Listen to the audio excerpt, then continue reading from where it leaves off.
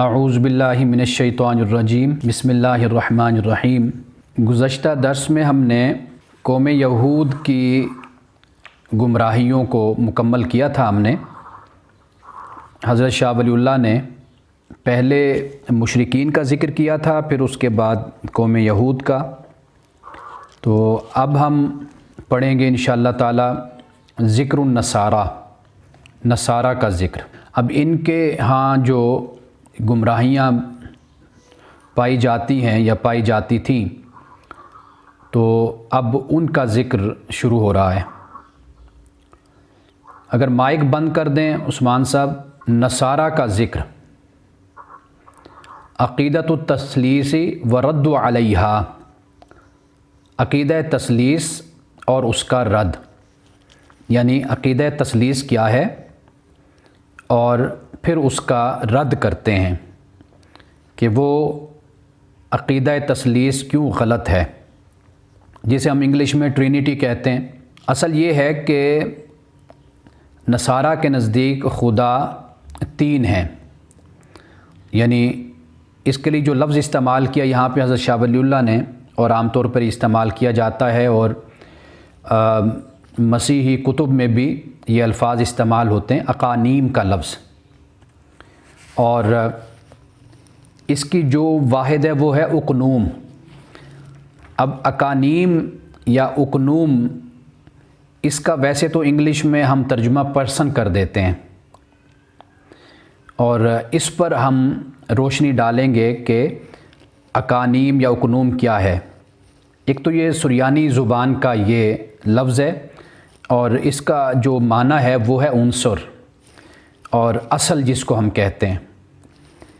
یہ اقنوم کا مطلب ہے۔ حضرت شاہ ولی اللہ نے یہاں پہ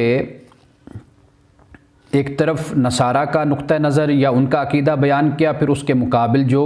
فلسفیوں کے ہاں، یونانیوں کے ہاں جو اس سے ملتا جلتا جو ایک نظریہ تھا اس کو بھی بیان کیا۔ شاید حضرت شاہ ولی اللہ یہ کہنا چاہتے ہیں کہ یہ جو نظریات حضرت مسیح علیہ السلام کے بارے میں تثلیث کا جو نظریہ پیدا ہوا، شاید اس پہ یہ یونانی فلسفے کے اثرات کی وجہ سے یہ پیدا ہوا۔ تو اب ہم اس کو عبارت کو پڑھتے ہیں اور ساتھ ساتھ پھر اس کی ہم شرح اور وضاحت بھی کرتے جائیں گے۔ تو سب سے پہلے نصارہ کا ذکر۔ یہ جو نصارہ ہے، اور یہ حضرت عیسیٰ علیہ السلام کی جو جائے پیدائش ہے، یعنی وہ علاقہ جسے ناصرہ کہتے ہیں، اور ملک شام کے علاقے گلیلی میں، یعنی بیت المقدس سے تقریباً کوئی 70 میل کے فاصلے پر شمال میں یہ جگہ ہے۔ یہاں پہ حضرت مسیح علیہ السلام کی پیدائش ہوئی، ناصرہ، اور اسی وجہ سے حضرت مسیح علیہ السلام کے لیے بھی یہ لفظ استعمال ہوتا رہا، اور اس لیے نصارہ بھی یہیں سے ہی لفظ نکلا ہے۔ اور حضرت مسیح علیہ السلام کے جو ماننے والے ہیں ان کے لیے، جیسے رسول اللہ صلی اللہ علیہ وسلم مکہ میں پیدا ہوئے تو آپ کی نسبت سے لوگ مکی بھی کہلاتے ہیں کہ آپ کی وہاں پیدائش ہوئی، تو مدینہ میں آپ رہے تو مدنی بھی اپنے آپ کو لوگ کہلواتے ہیں۔ تو یہ ایک اتباع اور پیروی کی جو ایک نسبت ہو جاتی ہے، اس بنیاد پر لوگ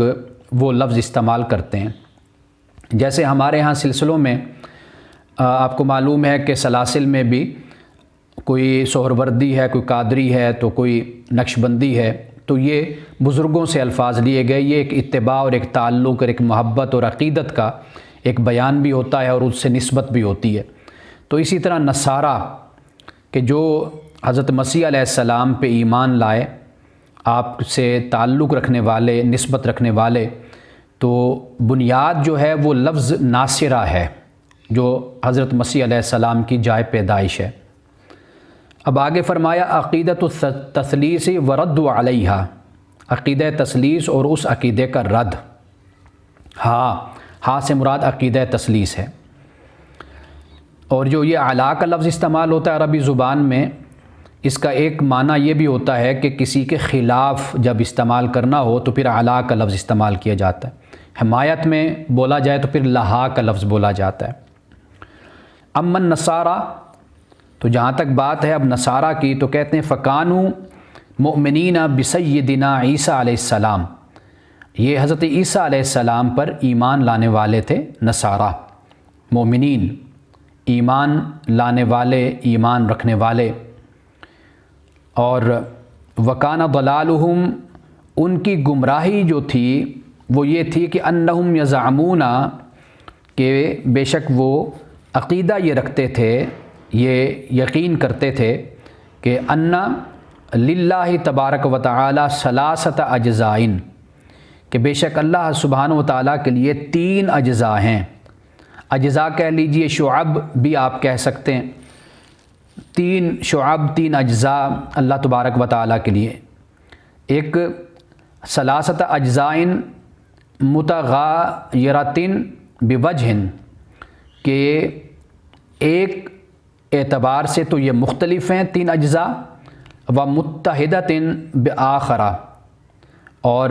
دوسری نسبت سے یہ متحد ہیں۔ یعنی یہ بات بھی ان کے عقیدے کے مطابق انجیل کا جب مطالعہ کیا جاتا ہے تو کہیں ان کا کہنا یہ ہے کہ حضرت مسیح علیہ السلام نے 3 اجزاء کے بیان کے باوجود بھی ایک اعتبار کیا ہے تینوں کا، اور بعد اقوال اور بعد آپ کی جو احادیث ہیں یا آپ کی جو روایات ہیں یا جو انجیل میں ذکر ہے، بعد اقوال آپ کے ایسے ملتے ہیں کہ جو یہ 3 اجزاء دوسرے اعتبار سے دیکھا جائے تو یہ متحد ہیں، ایک ہیں۔ اب اس میں ایک تو اللہ سبحانہ و تعالیٰ کی ذات، اور حضرت مسیح علیہ السلام کو ابن اللہ کا بیٹا، تیسرا پھر روح القدس، یہ 3، یعنی بیٹے سے مراد خدا کی صفت کلام ہے۔ یہ میں جو بھی عرض کروں گا یہ انجیل سے ہی، اور انجیل کے بعد جو ان کے شارحین ہیں ان کے بیان کو میں یہاں پر نقل کروں گا، کہ وہ کہتے ہیں کہ باپ سے مراد تو خدا کی تنہا ذات ہے، یہ ذات بیٹے کے وجود کے لیے اصل ہے، یہ بنیاد ہے بیٹے کے وجود کے لیے۔ اچھا، بیٹا کیا ہے؟ بیٹے سے مراد خدا کی صفت کلام ہے۔ خدا نے پہلے کلمہ تخلیق کیا، پھر اس کی وساطت سے دنیا پیدا کی، گویا کلمہ خدائے ثانی ہے۔ صفت کلام باپ کی طرح قدیم ہے۔ قدیم سے مراد یہ ہے کہ یہ پیدا نہیں کیا گیا،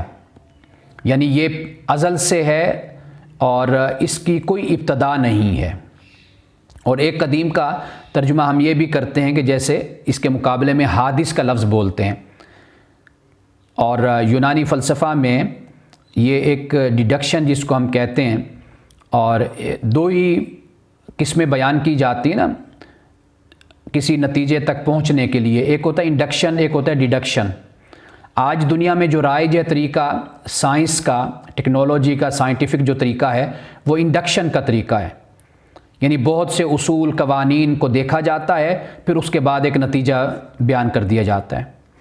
لیکن اس سے پہلے جو یونانی فلسفہ تھا وہ ڈیڈکشن پر تھا، یعنی العالم متغیر، کل متغیر حادث، العالم حادث۔ العالم متغیر، کہ عالم جو ہے یہ متغیر ہے، تبدیل ہوتا رہتا ہے، اس میں تغیر ہے۔ کل متغیر حادث، ہر متغیر حادث ہوتا ہے، یعنی جو چیز بھی متغیر ہوگی وہ حادث ہوگی، قدیم نہیں ہوگی۔ قدیم وہ ہے کہ جو تغیر سے پاک ہے، وہ جو احمد ندیم قاسمی کا شعر ہے کہ ہر تغیر سے ماورا ہونا کتنا دشوار ہے خدا ہونا۔ تو یہاں پر یعنی احمد ندیم قاسمی بھی اسی بات کو بیان کر رہے ہیں کہ تغیر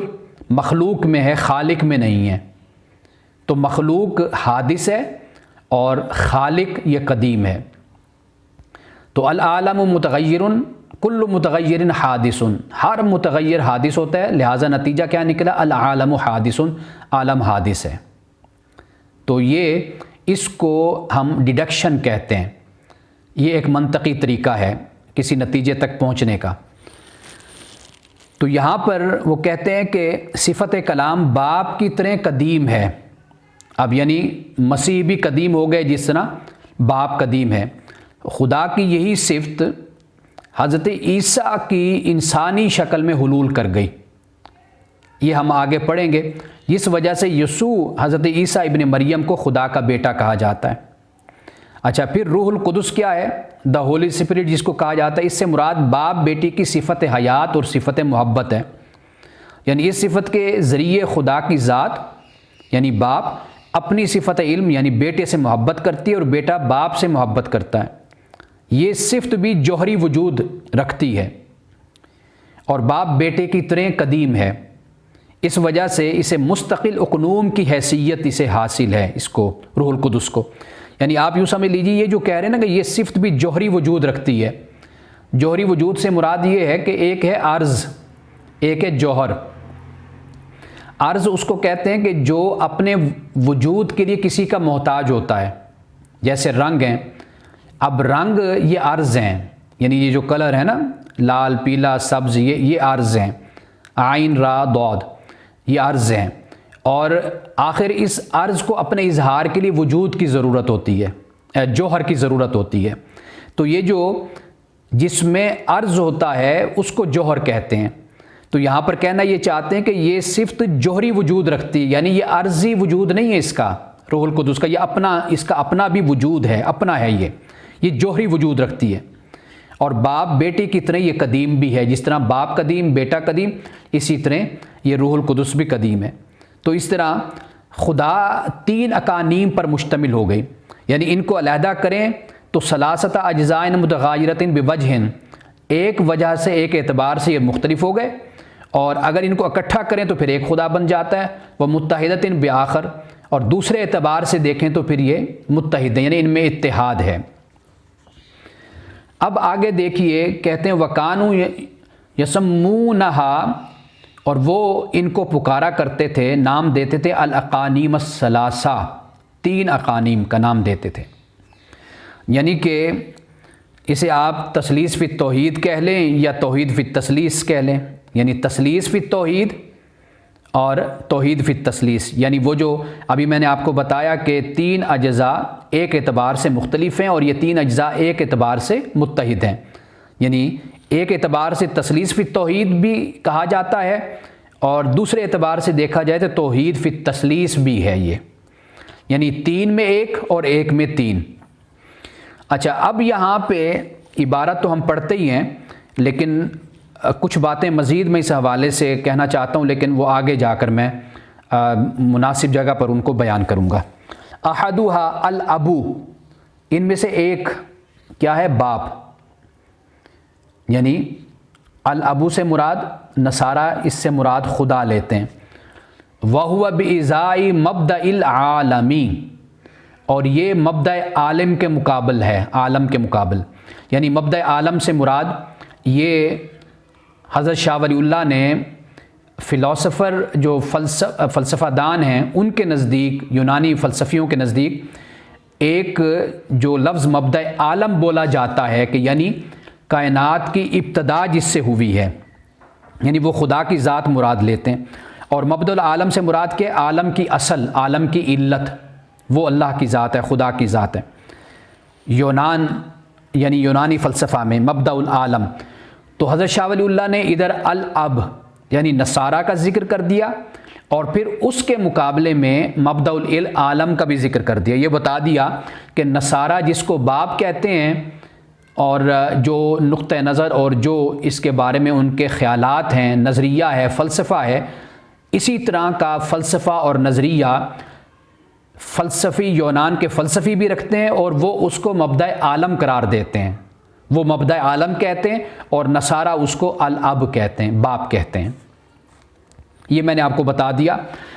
کہ یہ مبدأ العالم سے مراد کیا ہے؟ عالم کی اصل، عالم کی علت، اور نصارہ باپ سے خدا کی ذات مراد لیتے ہیں اور فلسفی اس کو مبدأ العالم کہہ دیتے ہیں۔ اچھا، والثانی الابن، اور دوسرا کیا ہے ان میں سے؟ دوسرا ہے بیٹا۔ وَهُوَ بِإِزَاءِ الصَّادِرِ الْأَوَّلِ، اور یہ صادر اول کے مقابل میں ہے۔ اب صادر اول کا لفظ بھی یونانی فلسفیوں کے ہاں یہ استعمال ہوتا ہے، یعنی سب سے پہلے صادر ہونے والی چیز۔ فلاسفہ کہتے ہیں کہ صادر اول سے مراد عقل اول ہے، عقل اول، اور ان کے نزدیک یہ ہے کہ ذات باری سے سب سے پہلے جو چیز صادر ہوئی نا وہ عقل اول ہے، تو اب اگر ہم ادھر ان کا فلسفہ یونانیوں کا دیکھتے ہیں، پھر حضرت شاہ ولی اللہ اس کے مقابلے میں اس بات کو بیان کرتے ہیں کہ الابن کا جو فلسفہ ہے نصارہ کے نزدیک وہ ایسے ہی ہے کہ جو صادر اول ہے فلسفیوں کے نزدیک، الذی ہوا معنی عام شامل لجمیع الموجودات، کہ یہ معنی عام ہے جو شامل ہے تمام موجودات کو۔ اب یہ اس سے مراد یہ ہے کہ یہ پھر وہ یونانیوں کا فلسفہ ہے، وہ عقول ان کے نزدیک عقول کا جو تصور پایا جاتا ہے عقل کا، اور پھر اس کے بعد آگے عقول ہیں 10 عقلیں وہ کہتے ہیں، ان کے نزدیک 10 عقلیں ہیں جو کائنات کے وجود میں مؤثر ہیں، اور عقول مجردہ کا جو لفظ استعمال کرتے ہیں اس سے مراد وہ 10 عقلیں مراد لیتے ہیں۔ اور یہ جو عقول مجردہ ہے یہ بھی آگے جا کر اس کو تیسرے حصے میں یہ بیان کرتے ہیں، لیکن یہاں پر صرف اتنا بیان کر دیا کہ عقل اول، الصادر الاول کیا ہے؟ عقل اول ہے یونانی فلسفیوں کے ہاں، اور اسی طرح کا ابن نصارہ کے نزدیک ہے، یعنی مبدأ عالم نے عقل اول کو پیدا کیا، اور نصارہ کیا کہتے ہیں کہ اب نے باپ نے بیٹے کو پیدا کیا، پھر اس کے بعد ساری کائنات پھر اس کی وجہ سے اور اس کے ذریعے سے وجود میں آئی۔ اسی طرح عقل اول کے بعد پھر آگے عقول وجود میں آئیں، پھر کسی عقل نے آسمان کو بنایا، کسی نے زمین کو بنایا، کسی نے کچھ بنایا۔ یہ کائنات میں جتنی آپ کو رونق نظر آ رہی ہے وہ کہتے ہیں کہ یہ عقول نے پھر ان کو پیدا کیا۔ تو مقابلے میں حضرت شاہ ولی اللہ ابن کو اور صادر اول کو یعنی عقل اول کو بیان کرتے ہیں۔ اور تیسری بات یعنی ان میں سے جو تیسرا جس کو اقنوم قرار دیا جاتا ہے وہ ہے روح القدس، وہو بإزاء العقول المجردہ، اور وہ کس کے مقابل میں ہے؟ اب وہ عقول مجردہ کے مقابلے میں ہے۔ عقول مجردہ یعنی 10 عقلیں مراد ہیں، اور یہ عقول بھی ذات باری کی طرح قدیم اور جاودانی ہیں، ابدی ہیں، ہمیشہ سے تھی ہمیشہ رہیں گی۔ یہ عقول مجردہ بھی اللہ تعالیٰ کی طرح ہیں، یہ یونانی فلسفیوں کے نزدیک ہے۔ اور اسی طرح پھر نصارہ نے بھی اسی بات کو بیان کیا کہ روح القدس قدیم ہے اور ابدی ہے، ہمیشہ تھی اور ہے اور رہے گی۔ تو اس طرح کر کے حضرت شاہ ولی اللہ نے یونانی فلسفے کے ساتھ ساتھ ان کا جو عقیدہ ہے نصارہ کا اس کو بیان کر دیا ہے یہاں پہ۔ اب اس سے آگے آ جائیے کہ نصارہ کیا عقیدہ رکھتے تھے۔ اب 2 عقیدے خاص طور پر یہاں پر حضرت شاہ ولی اللہ بیان کر رہے ہیں۔ ایک عقیدہ تو یہ تھا کہ وَكَانُوا يَعْتَقِدُونَ أَنَّ اقنوم الابن تدرع بروح عیسیٰ علیہ السلام اَيْ كَمَا أَنَّ جبریل علیہ السلام قد يظہر فی صورت الانسان۔ کہتے ہیں کہ یہ عقیدہ رکھتے تھے کہ ابن یعنی بیٹے نے تدرع بروح عیسیٰ علیہ السلام، حضرت عیسیٰ علیہ السلام کی روح کا لباس پہن لیا۔ بیٹے نے حضرت عیسیٰ علیہ السلام کی روح کا لباس پہن لیا، یعنی کہ جیسے حضرت جبرائیل علیہ السلام انسانی صورت میں ظاہر ہوتے تھے، اسی طرح بیٹے کے عنصر نے اقنوم نے حضرت عیسیٰ علیہ السلام کی روح کا لباس اور کرتا پہن لیا۔ کذالک ظہر الابن فی صورت روح عیسیٰ علیہ السلام، اس طرح ابن بیٹا یعنی اب کا بیٹا حضرت عیسیٰ علیہ السلام کی روح میں پھر ظاہر ہوا۔ فعیسیٰ الہ، تو عیسیٰ الہ ہے، معبود ہے، و ابن الہ، اور الہ کا بیٹا بھی ہے، و بشر، اور بشر بھی ہے۔ یعنی اب یہ تینوں باتیں حضرت عیسیٰ علیہ السلام میں انہوں نے جمع کر دی۔ ایضاً فی وقت واحد، یعنی اسی طرح ایک ہی وقت میں، یعنی خدا ہیں، خدا کے بیٹے اور انسان بھی ہیں ایک ہی وقت میں۔ اور پھر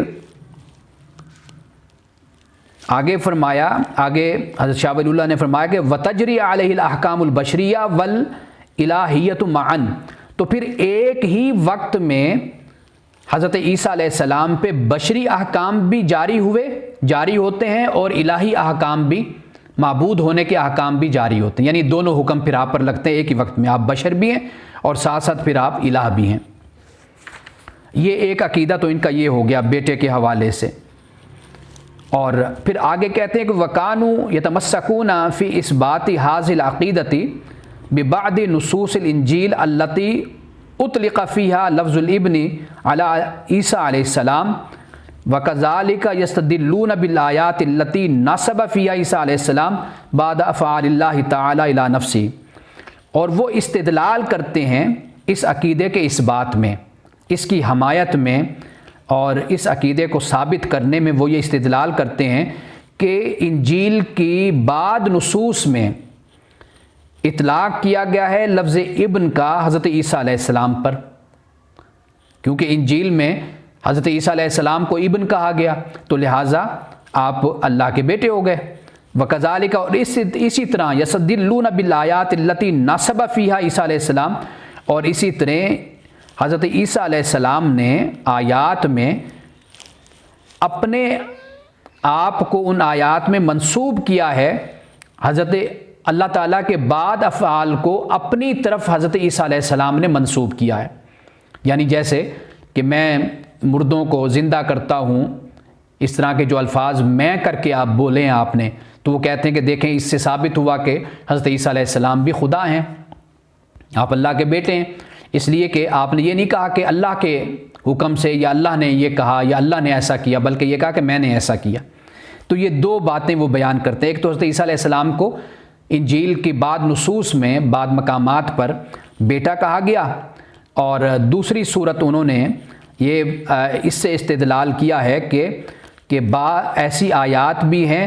کہ جن میں حضرت عیسیٰ علیہ السلام نے منسوب کیا ہے اللہ تعالیٰ کے بعد افعال کو اپنی طرف۔ اب حضرت شاہ ولی اللہ اس کو رد کس طرح کرتے ہیں؟ اچھا، یہاں پر میں آپ کو 3-4 باتیں مزید اس پر بتانا چاہتا ہوں تاکہ اگلی عبارت مزید پھر واضح ہو جائے گی۔ ایک تو بات یہ ہے کہ جیسے میں نے کہا کہ حضرت مسیح علیہ السلام کو نصارہ نے کہا کہ بھئی یہ اللہ کے بیٹے ہیں کیونکہ انجیل میں اس کا ذکر ملتا ہے۔ اب سوال یہ پیدا ہوتا ہے کہ اس طرح تو بیٹا بننے کا زیادہ حق تو حضرت آدم علیہ السلام کا ہے، اس لیے کہ آپ بغیر باپ کے اور بغیر ماں کے پیدا ہوئے، تو حضرت مسیح علیہ السلام کو اس پہلو سے کہ چونکہ آپ کے باپ نہیں تھے، آپ حضرت مریم سے پیدا ہوئے، اس بنیاد پر اگر حضرت مسیح علیہ السلام کو خدا کا بیٹا قرار دیا جاتا ہے تو پھر اس کے تو زیادہ حقدار حضرت آدم علیہ السلام ہیں، جبکہ ان کو اللہ کا بندہ کہا گیا،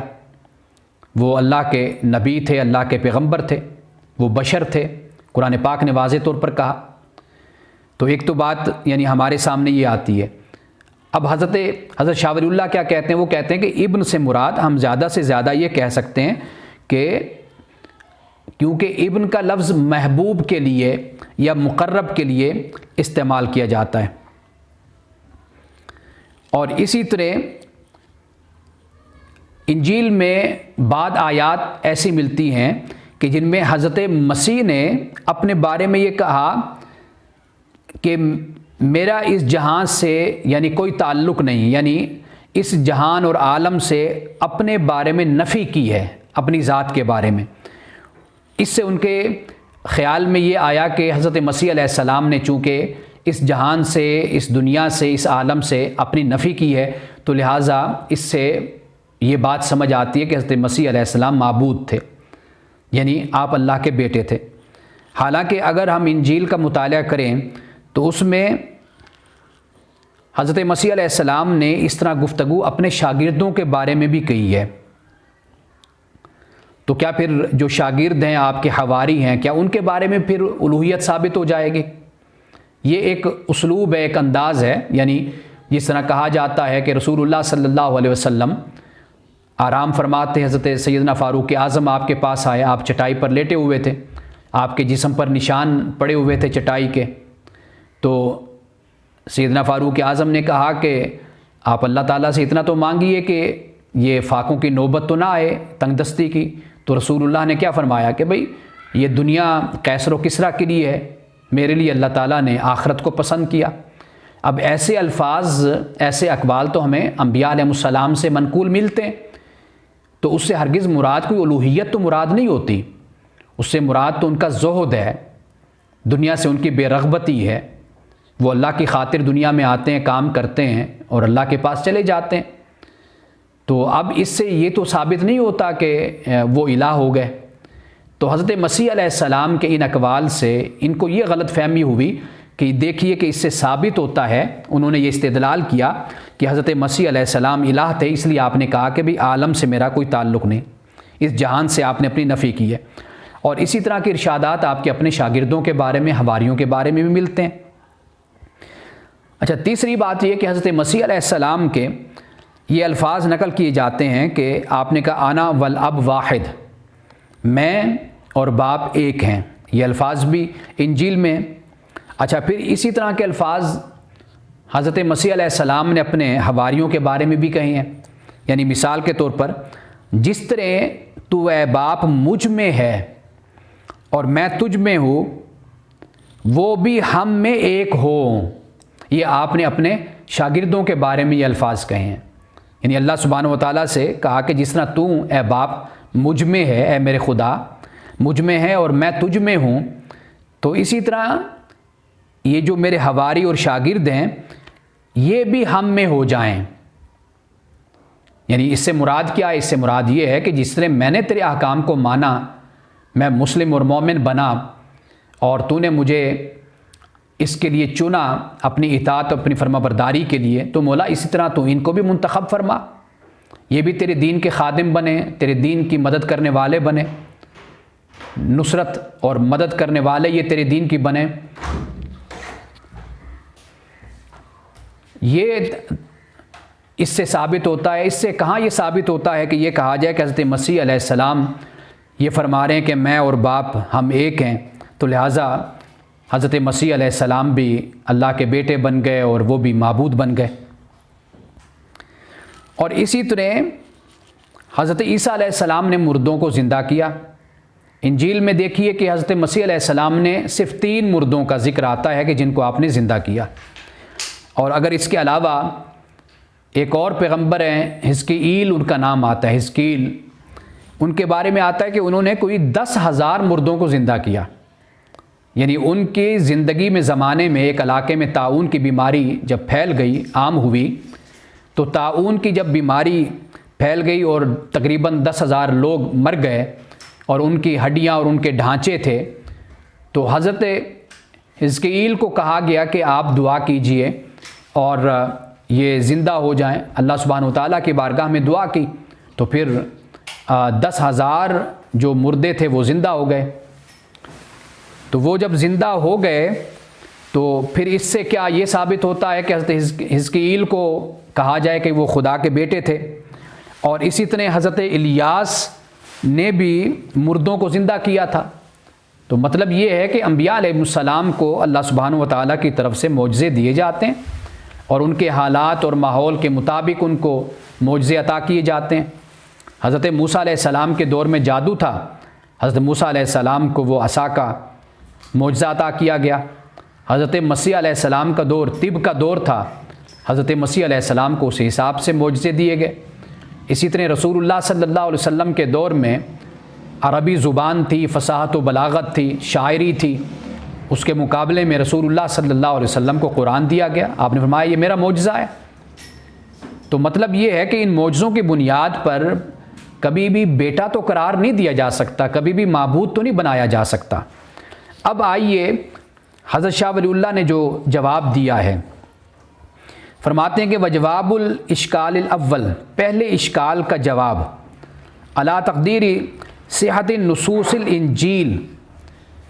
انجیل کے نصوص کی صحت کو مانتے ہوئے اگر ہم مان لیں کہ انجیل نے جو کہا وہ یہ درست ہے، تو وَأَنَّهُ لَيْسَ فِيهَا تَحْرِيفٌ، کہ اس میں کوئی تحریف نہیں ہے، تو پھر یاد رکھیے کہ أَنَّ لفظ الابن فی العہد القدیم، پرانے زمانے میں ابن کا جو لفظ تھا، کانا مستعملاً بمعنى المحبوب والمقرب والمجتبی، کہ یہ لفظ استعمال ہوتا تھا محبوب کے معنی میں، مقرب کے معنی میں اور مجتبی کے چنے ہوئے کے معنی میں۔ کما یدل علیہ کثیر من القرائن فی الانجیل، جیسا کہ انجیل میں بھی ایسے قرائن موجود ہیں، یعنی انجیل میں بھی بکثرت ایسے قرائن ہیں جو اس پر دلالت کرتے ہیں کہ ابن سے مراد محبوب، ابن سے مراد مقرب، ابن سے مراد مجتبی۔ اور دوسرا وجواب الاشکال الثانی، اور ثانی اشکال کا جواب، ان تلک النسبۃ علی طریق الحکایتی، کہ بے شک یہ نسبت حکایت کے انداز میں ہے، یعنی ایک مضمون کو بیان کرنے کے انداز میں یہ کہا گیا کہ حضرت مسیح علیہ السلام نے کہا کہ میں نے زندہ کیا، تو کیا ہے؟ کما یقول رسول الملک، کہ جس طرح بادشاہ کا جو نمائندہ ہوتا ہے، ایمبیسیڈر ہوتا ہے، وہ جس طرح کہتا ہے کہ انا فتحنا البلد الفلانی، کہ بے شک ہم نے فلاں شہر کو فتح کر لیا، فلاں ملک کو، یا وہ کہتا ہے کہ وَلَقَدْ حَتَمْنَا الْقَلْعَةَ الْفُلَانِيَّةَ، کہ ہم نے فلاں قلعہ کو ہم نے مسمار کر دیا، فورٹ کو مسمار کر دیا، وہ اب ہم کا لفظ بول رہا ہوتا ہے۔ اس سے مراد یہ تو نہیں کہ اس نسبت وہ اپنی طرف کر رہا ہے، وہ جب ایک نمائندے کی حیثیت سے بات کر رہا ہے تو مقصود اپنا ملک یا اپنا بادشاہ ہوتا ہے۔ یہ اسی طرح آپ سمجھ لیجئے کہ جیسے اگر کوئی سفیر جاتا ہے کسی ملک میں، وہ یہ نہیں کہتا کہ میں یہ کر رہا ہوں، وہ یہ کہتا ہے کہ میری ریاست، میرا ملک، میرا پاکستان، وہ یہ ہے۔ دنیا کا بھی میڈیا یا دنیا کی سیاست میں آپ دیکھیں گے، کوئی کسی منسٹر کا نام نہیں لیتا، وہ پاکستان کا لفظ بولتا ہے، اسٹیٹ کا نام لیتا ہے، ریاست کا نام لیتا ہے۔ تو اس لیے حضرت شاہ ولی اللہ یہ یہاں پر فرماتے ہیں کہ اگر حضرت عیسیٰ علیہ السلام نے اگر اپنی طرف بھی منسوب کیا تو اس سے نسبت یہی ہے اللہ سبحانہ و تعالیٰ کی طرف، اور اس سے مراد یہی ہے۔ اس سے ہرگز یہ مطلب نہیں لیا جا سکتا کہ چونکہ آپ معبود تھے، الہ تھے، اللہ کے بیٹے تھے، تو وہ اللہ تعالیٰ کی جو الوہیت ہے وہ آپ میں حلول کر گئی تھی، اور اس حلول ہونے کی بنیاد پر آپ نے یہ سب کچھ کہا تھا۔ وفی الحقیقت ھذا الامر راجع الی الملک، حقیقت میں یہ امر، یہ معاملہ راجع ہوتا ہے بادشاہ کی طرف۔ واما الرسول، اور بہرحال رسول، فانما ہوا ترجمان المالکی فحسب، اور بہرحال جو رسول ہے وہ بادشاہ کا ترجمان ہوتا ہے بس، اور کچھ نہیں۔ اب آگے دیکھیے، فرماتے ہیں وہ بالجملتی، یعنی خلاصتاً اب بات کو آگے بیان کرتے ہیں کہ فقد رد اللہ تعالی ھذا المذہب الباطل، کہ تحقیق اللہ تعالیٰ نے اس مذہب باطل کو رد کیا، وبین ان عیسیٰ عبد اللہ، اور بیان کیا کہ عیسیٰ اللہ کا بندہ ہے، وروح المطہرہ، اور اس کی پاک روح ہے، التی نفخہا فی رحم مریم الصدیقہ، مریم صدیقہ کے رحم میں اس کو پھونکا روح کو، وَأَنَّهُ تَعَالَى أَيَّدَهُ بِرُوحِ الْقُدُسِ، اور اس کی تائید کی روح القدس کے ذریعے سے۔ یہ اشارہ ہے وَأَيَّدْنَاهُ بِرُوحِ الْقُدُسِ، تیسرا پارہ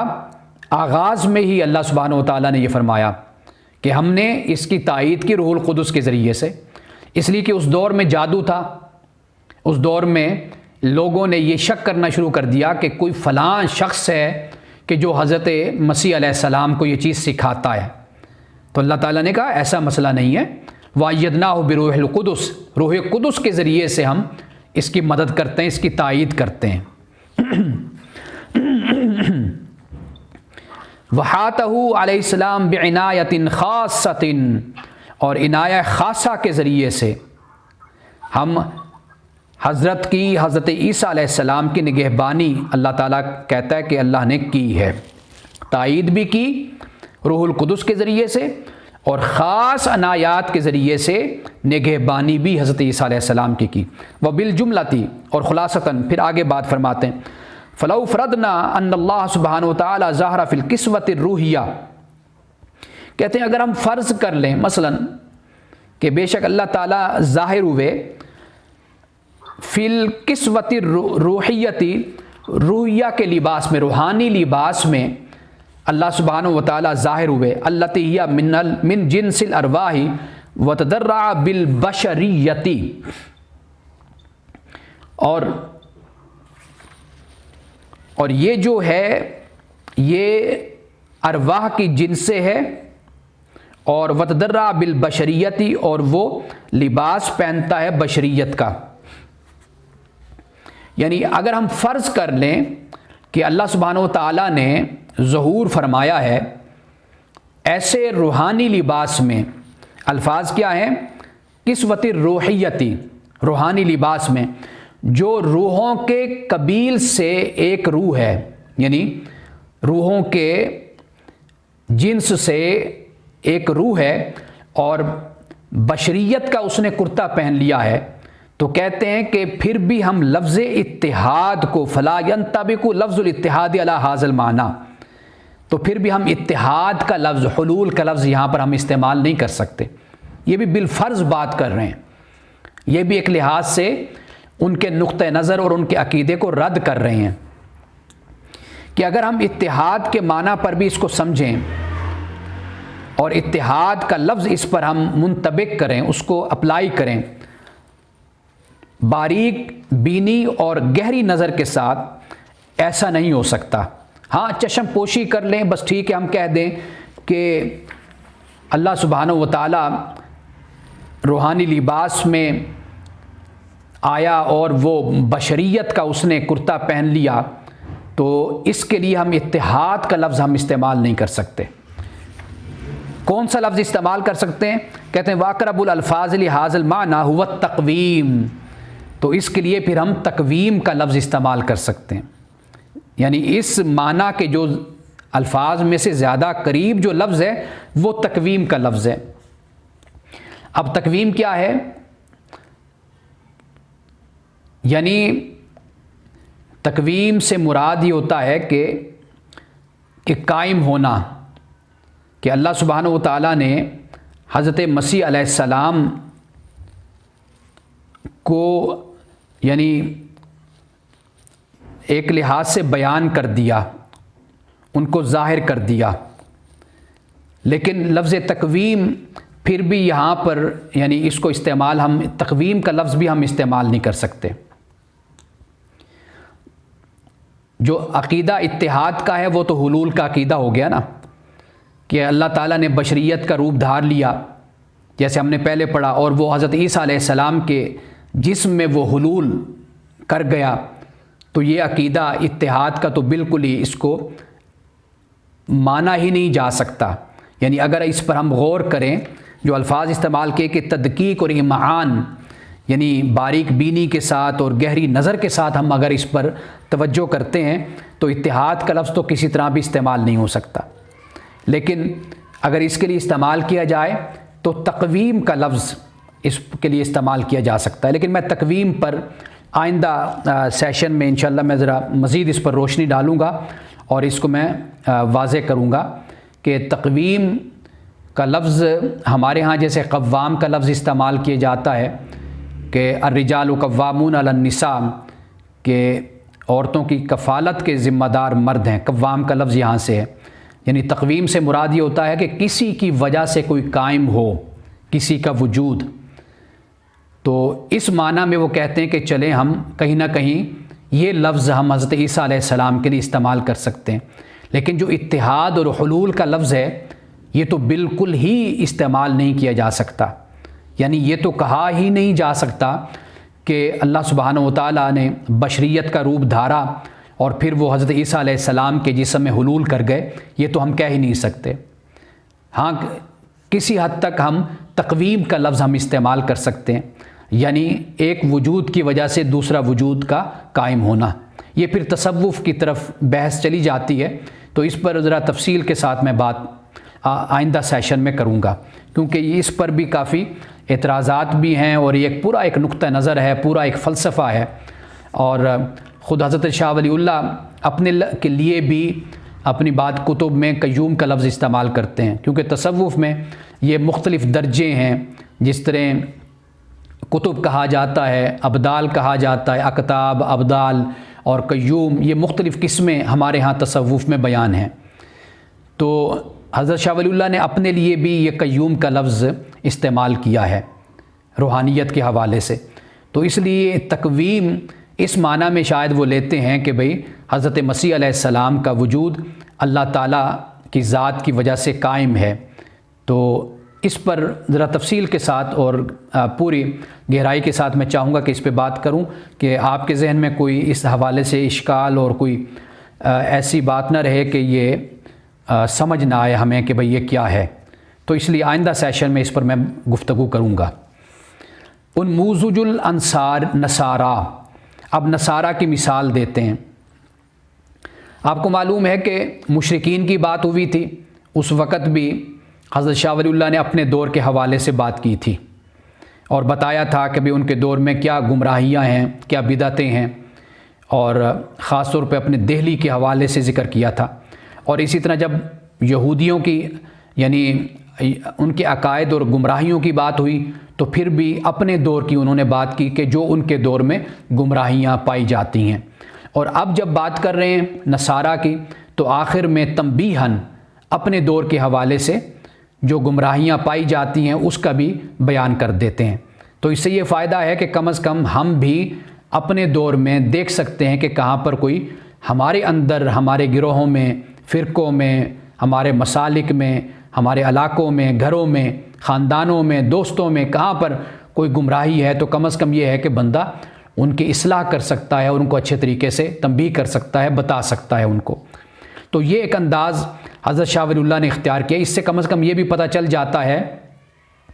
کہ ان گمراہیوں کو صرف گزشتہ اقوام کے ساتھ خاص نہیں کیا جا سکتا۔ یہ نہیں کہا جا سکتا کہ قوم یہود نے یوں کیا تھا، قوم نصارہ نے یوں کیا، مشرکین یوں کرتے تھے تو ہم کبھی ایسا نہیں کر سکتے، ہم تو بالکل ہی صحیح راستے پر چل رہے ہیں۔ ایسا نہیں ہے، ہمیں بھی اپنا جائزہ لینا ہے، اپنا احتساب کرنا ہے اور اپنے آپ کو ایک بہتر مسلمان اور مومن بنانا ہے، جو قرآن بیان کرتا ہے عقائد و نظریات اور جو رسول اللہ صلی اللہ علیہ وسلم کی سنت میں جو چیزیں موجود ہیں ہمیں ان کے ساتھ اپنے آپ کو زیادہ سے زیادہ منسلک کرنا ہے، اپنے آپ کو زیادہ سے زیادہ متمسک کرنا ہے، ہمیں جوڑنا ہے اپنے آپ کو ان کے ساتھ۔ تو آخر میں حضرت شاہ ولی اللہ اس بات کو بھی بیان کر دیتے ہیں، یعنی ان کے دور میں اور ہمارے دور میں کیا ہو رہا ہے۔ فرماتے ہیں وَإِن شِئْتَ، اور اگر تو چاہے، انترا نموذجن لہذا الفریقی، کہ اگر تو چاہے تو دیکھے مثال، نمونہ اس فریق کا، اس گروہ کا نمونہ دیکھنا چاہتا ہے تو پھر دیکھ فانظر الیوم الی اولاد المشائخ والاولیاء، دیکھ تو پھر آج مشائخ اور اولیاء کی اولاد کو، یعنی وہ کس طرح گمراہ ہو گئے۔ ماذا یظنون بآبائہم، کیا وہ گمان کرتے ہیں اپنے آبا کے بارے میں، کیا خیالات ہیں ان کے، کیسے ان کو بڑھا چڑھا کے بیان کرتے ہیں۔ وَإِلَىٰ أَيِّ حَدٍّ وَصَلُوا بِهِمْ، اور انہیں کس حد تک پہنچا دیتے ہیں، ان کو کس حد تک پہنچا دیتے ہیں۔ یہ بڑی گہری بات ہے۔ اگر ہم خاص طور پر عقیدہ تثلیث اور مسیحیت میں جو گمراہیاں اور ضلالتیں پیدا ہوئیں اگر ان کا ہم مطالعہ کریں، وہاں پہ یہی بحثیں موجود ہیں، فلسفے کی اور ما بعد طبیعیات کی، اور ایک شخص کو، ایک شخصیت کو، ایک بشر کو ہم نے کہاں سے کہاں پہنچا دیا۔ تو یہ ہمارے ہاں سب کچھ موجود ہے، بس یہ ہے کہ ذرا دیکھا جائے، اس کا مطالعہ کیا جائے اور اپنی گروہ بندی سے اور فرقہ پرستی سے باہر نکل کر صرف قرآن اور سنت کے ساتھ جڑ کر اگر دیکھا جائے تو آپ کو یہ خرابیاں اور یہ بدعتیں اور یہ گمراہیاں آپ کو بہت سی جگہ پہ نظر آتی ہیں آپ کو۔ تو یہاں پر یہ فرمایا وَإِلَىٰ أَيِّ حَدٍّ وَصَلُوا بِهِمْ، اور کس حد تک ان کو پہنچا دیتے ہیں اپنے مشائخ کو، اولیاء کو۔ وَسَيَعْلَمُ الَّذِينَ ظَلَمُوا أَيَّ مُنْقَلَبٍ يَنْقَلِبُونَ، اب قرآن مجید کی آیت کریمہ ہے، اس کو یہاں پر کوٹ کر رہے ہیں، کہتے ہیں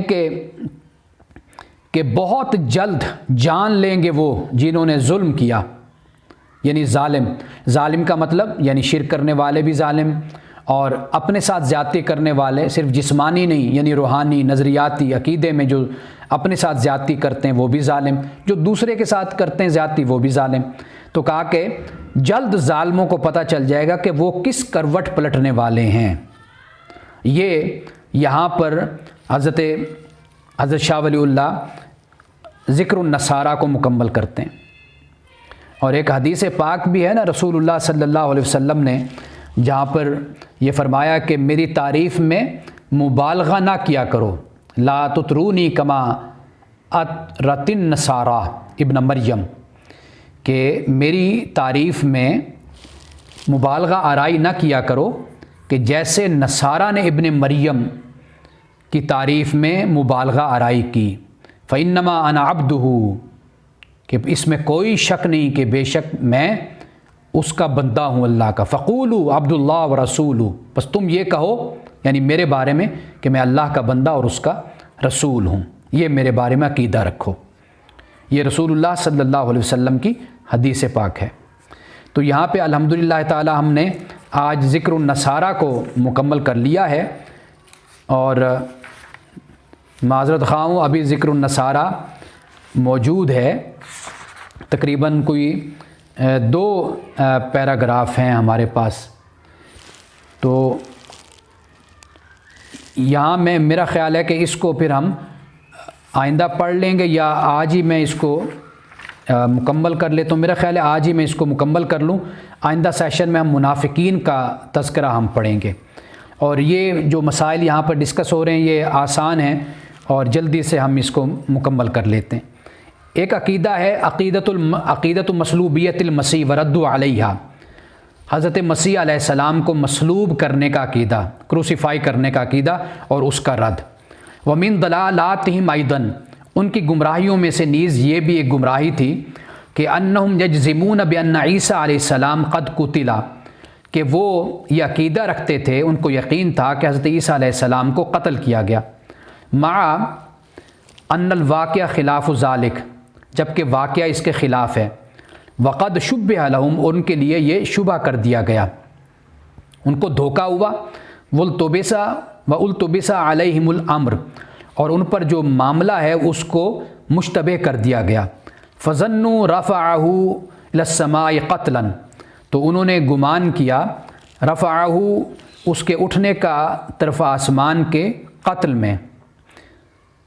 یعنی انہوں نے حضرت عیسیٰ علیہ السلام کا آسمان کی طرف جو اٹھنا ہے انہوں نے اس کو قتل خیال کیا۔ وَرَوَوْا هَذَا الْغَلْطَ كَابِرًا عَنْ كَابِرٍ، نسل در نسل اسی غلطی کو ہی انہوں نے روایت کیا۔ فَكَشَفَ اللَّهُ تَعَالَى سِتَارَ عَنْ حَقِيقَةِ الْأَمْرِ فِي الْقُرْآنِ الْعَظِيمِ قَائِلًا، تو اللہ سبحانہ و تعالیٰ نے اس معاملے کی حقیقت سے قرآن مجید میں پردہ اٹھا دیا، یہ کہہ کر وما قتلوہ وما صلبوہ، نہ انہوں نے اسے قتل کیا اور نہ اسے کروسیفائی کیا، ولیکن شبہ لہم، لیکن ان کے لیے معاملے کو مشتبہ کر دیا گیا۔ واما ما ذکر فی الانجیل من قول عیسیٰ علیہ السلام فی ھذا الباب فمعناہ، اور بہرحال جو ذکر کیا گیا انجیل میں حضرت عیسیٰ علیہ السلام کے قول کے حوالے سے اس باب میں، تو اس کا معنی کیا ہے؟ انہ اخبار بجرت الیہود، کہ وہ خبر دینا ہے یہود کی جرت کے بارے میں، و اقدامہم علی قتلہ، اور خبر دینا ہے ان کے اقدام کے اوپر قتل کے، یعنی حضرت عیسیٰ علیہ السلام نے انجیل میں اگر اس حوالے سے ذکر کیا قتل کا اپنے، تو یہ نہیں کہ آپ کو قتل کیا گیا، بلکہ یہ اس بات کی خبر دینا ہے کہ یہود بڑی جرت کرتے ہیں اور وہ کوشش یہ کرتے ہیں کہ مجھے وہ قتل کریں، لیکن اس کا مطلب ہرگز یہ نہیں ہے کہ حضرت عیسیٰ علیہ السلام کو قتل کیا گیا۔ ولیکن اللہ تعالیٰ انجاہ من ھذہ المہلکۃ، لیکن اللہ تعالیٰ نے حضرت مسیح علیہ السلام کو اس ہلاکت سے نجات دی، یہ فرمایا۔ وَأَمَّا كَلَامُ الْحَوَارِيِّينَ فَإِنَّهُ نَاشٍ عَنْ اشْتِبَاهِ الْأَمْرِ، جہاں تک حواریین کا کلام ہے تو وہ معاملے کے اشتباہ سے پیدا ہونے والا ہے کلام، وعدم وقوفہم، اور ان کا واقف نہ ہونا ہے علی حقیقت الرفع، اس حقیقت پر کہ حضرت عیسیٰ علیہ السلام کو اٹھا لیا گیا، الذی لم یکن معلوفا لعقولہم ولا لاسماعہم، کہ ان کی عقلیں اور ان کے کان اس سے مانوس نہیں تھے کہ حضرت عیسیٰ علیہ السلام کو اٹھا لیا گیا، یعنی آپ کے رفع کی حقیقت سے وہ ناواقف تھے، اور ناواقف ہونے کی وجہ سے انہوں نے اس طرح کا کلام کیا، کیونکہ ان پر واضح بات ہے کہ معاملہ مشتبہ تھا، مشتبہ ہونے کی وجہ سے انہوں نے حضرت عیسیٰ علیہ السلام کے قتل کی یا مصلوب ہونے کی بات کی۔ اور جہاں تک حضرت عیسیٰ علیہ السلام کے کلام کی بات ہے، اس سے کہاں ثابت ہوتا ہے کہ حضرت عیسیٰ علیہ السلام کو قتل کیا گیا، بلکہ انہوں نے اقدام قتل اور ان کی جو کوشش تھی حضرت عیسیٰ علیہ السلام کو قتل کرنے کی، وہ اصل حضرت عیسیٰ علیہ السلام نے اس کی خبر دی۔ اب آخری جو عبارت ہے وہ یہ ہے کہ تحریفہم فی بشارت الفارقلیت، کہ فارقلیت کی بشارت میں ان کی تعریف، انہوں نے تعریف کی کہ فارقلیت سے مراد انہوں نے حضرت عیسیٰ علیہ السلام ہی کو مراد لیا، رسول اللہ صلی اللہ علیہ وسلم کو مراد نہیں لیا، جبکہ حضرت مسیح علیہ السلام کا جو فرمان ہے اس کا جائزہ لیا جائے، اس کو پڑھا جائے تو اس سے معلوم یہ ہوتا ہے کہ حضرت مسیح علیہ السلام کے بعد کسی نے آنا ہے۔ اب وہ میں عبارت پڑھتا ہوں، وَمِن دَلَالَاتِهِمْ أَيْضًا، اور ان کی گمراہیوں میں سے ایک گمراہی یہ بھی ہے، أَنَّهُمْ يَقُولُونَ، کہ وہ کہتے ہیں کہ ان الفارقلیت الموعودہ، کہ بے شک جو فارقلیت ہے وہ موعود ہے، واپس لوٹنے والا ہے، ہوا عیسیٰ علیہ السلام نفسہ، وہ خود حضرت عیسیٰ علیہ السلام ہے،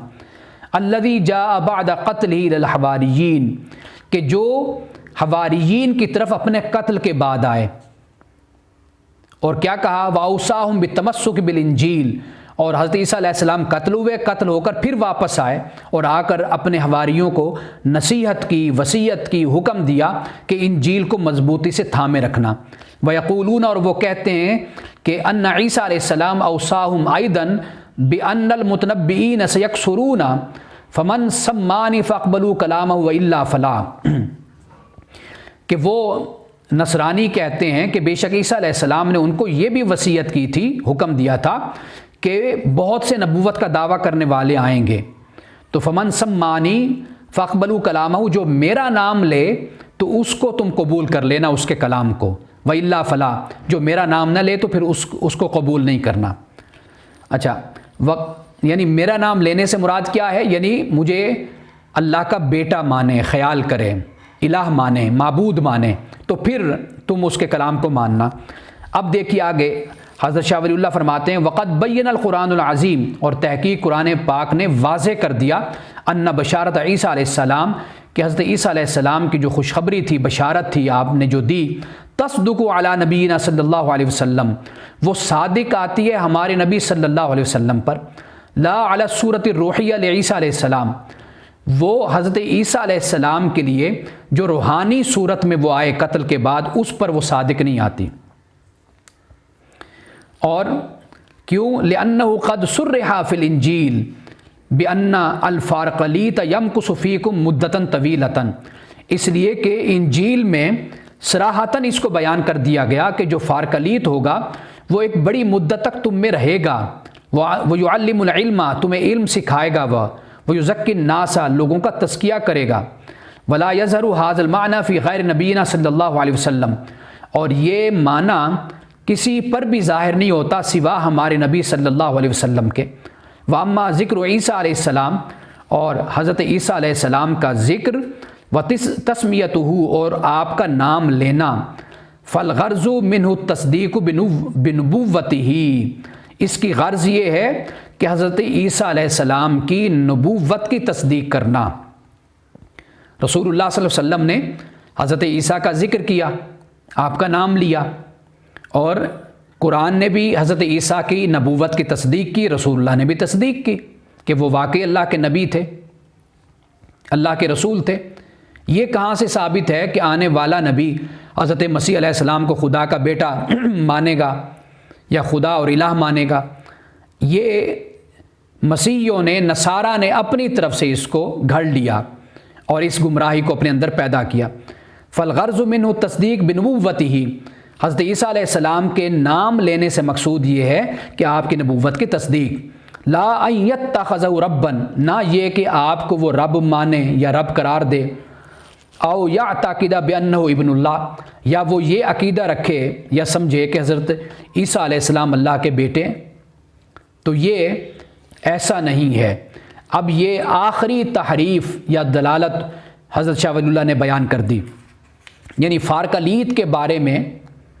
کہ یہ گمان کیا گیا کہ حضرت عیسیٰ علیہ السلام ہی وہ خود آئے، اور اگر انجیل میں ذکر کیا گیا